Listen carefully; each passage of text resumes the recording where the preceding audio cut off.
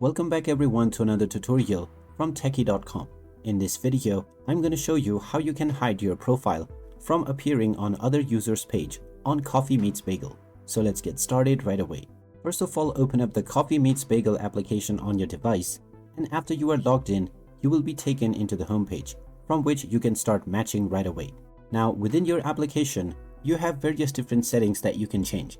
If you go into your profile icon at the bottom right corner, and then tap on the gear icon at the top right, you can find your account settings.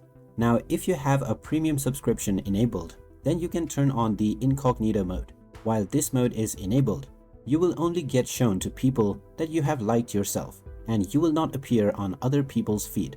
So if you have a premium subscription, you can turn this on and your profile will be sort of exclusive. Other than that, the only option is to deactivate your account.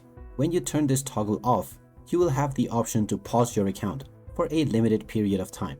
When you pause your account, you will be logged out from your application, and your account will not be visible to any users within the platform.